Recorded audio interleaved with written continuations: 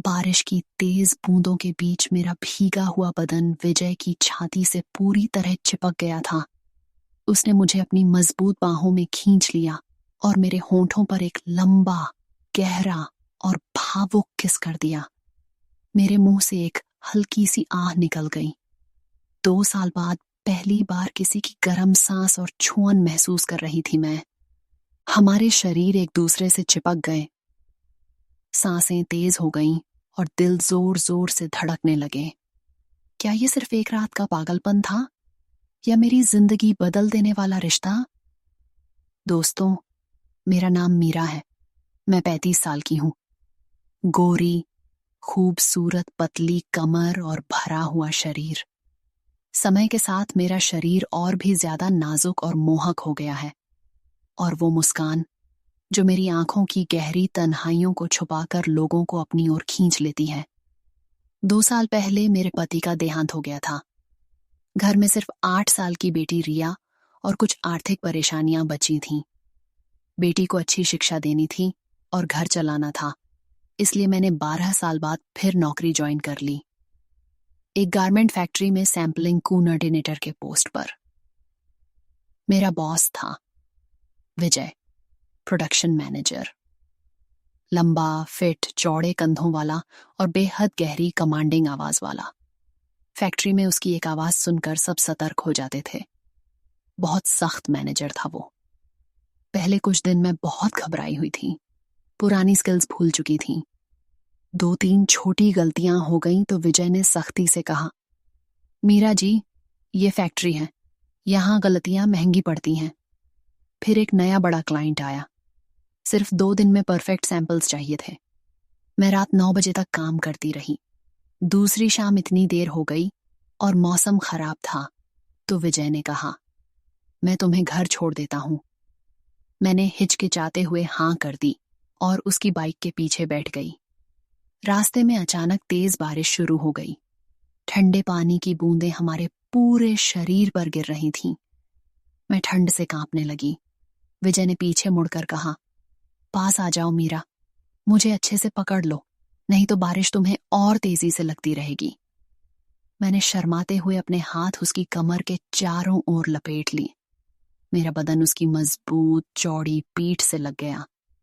मुझे उसकी गर्माहट और मसल्स की सख्ती साफ महसूस हो रही थी। 2 साल बाद पहली बार किसी के इतने नजदीक। मेरे शरीर में एक अजीब सी लहर दौड़ गई। मैं खुद को रोकने की कोशिश कर रही थी, लेकिन दिल और शरीर कुछ और ही कह रहे थे। घर पहुंचते पहुंचते हम दोनों पूरी तरह भीग चुके थे। मेरा सूट शरीर से चिपक गया था। विजय की सफेद शर्ट भी भीगकर उसके फिट शरीर को उभार रही थी।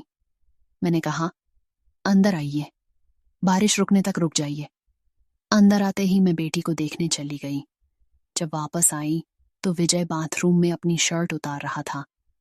मैं जल्दी में अंदर गई और मेरा पैर फिसल गया। विजय ने तुरंत मुझे संभाल लिया। हम दोनों का भीगा, गरम बदन एक दूसरे से पूरी तरह चिपक गया। उसकी मजबूत बाहें मेरी कमर पर कस गईं।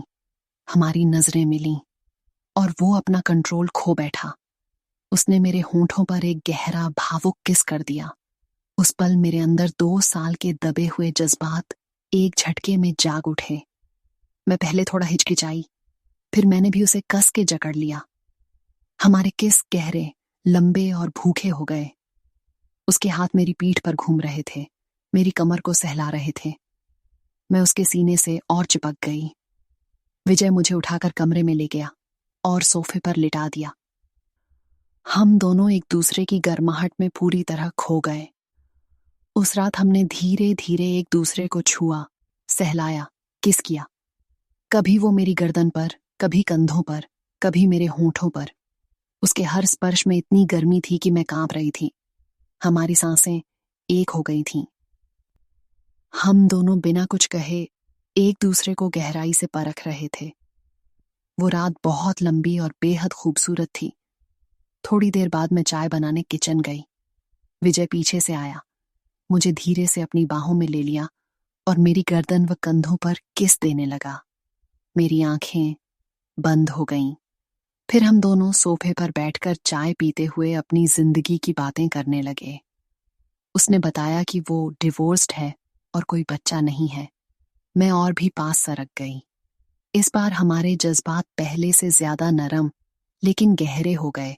हम देर तक एक दूसरे को अपनी बाहों में लिए रहे, किस करते रहे और एक दूसरे की गर्माहट को महसूस करते रहे। बारिश रुकने के बाद वो चला गया। अगले दिन फैक्ट्री में मैं उसे देखते ही शर्मा गई। वो हल्के से मुस्कुराया। लंच टाइम में पैंट्री में हम अकेले मिले। उसने मुझे दीवार से हल्का सा लगाया और एक लंबा किस किया। मेरे हाथ उसके सीने पर थे। दिल जोरों से धड़क रहा था। एक दिन शाम को काम के बाद वो मुझे घर छोड़ने आया। बेटी सो चुकी थी। हमने फिर से सोफे पर बैठकर एक दूसरे को महसूस किया। इस बार हम और धीरे धीरे और गहराई से एक दूसरे के करीब आए। उसके स्पर्श में अब सिर्फ भूख नहीं, प्यार भी था। हम घंटों तक बातें करते, किस करते और एक दूसरे की बाहों में पड़े रहते।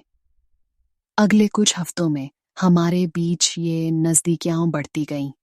कभी ऑफिस की कैबिन में, कभी सबके जाने के बाद मेरे डेस्क पर, कभी फैक्ट्री के बाद उसकी कार में, कभी मेरे घर पर।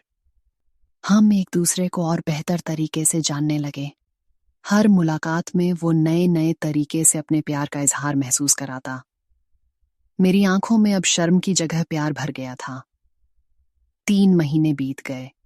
अब हम एक दूसरे की आदतों को, एक दूसरे की जरूरतों को अच्छे से जान चुके थे। आज रात मैं अपने छोटे से बालकनी में बैठी रात के आसमान को देख रही हूं। मेरे मन में कई सवाल घूम रहे हैं। क्या विजय मुझे सच में प्यार करता है? क्या वो मेरी बेटी रिया को अपनी बेटी की तरह स्वीकार करेगा? क्या ये रिश्ता सिर्फ आकर्षण है या कुछ गहरा और पक्का? क्या वो मुझसे शादी करेगा? दोस्तों, आपको क्या लगता है? क्या विजय मेरे साथ आगे बढ़ेगा और रिया का अच्छा पिता बनेगा, या ये सिर्फ एक बारिश की रात का जज्बा था? कृपया कमेंट में अपनी राय जरूर बताइए। अपनी फीलिंग्स शेयर कीजिए। अगर ये कहानी पसंद आई हो, लाइक, शेयर और सब्सक्राइब करना मत भूलिए। अगली बार फिर मिलते हैं एक और दिल से निकली दास्तान के साथ।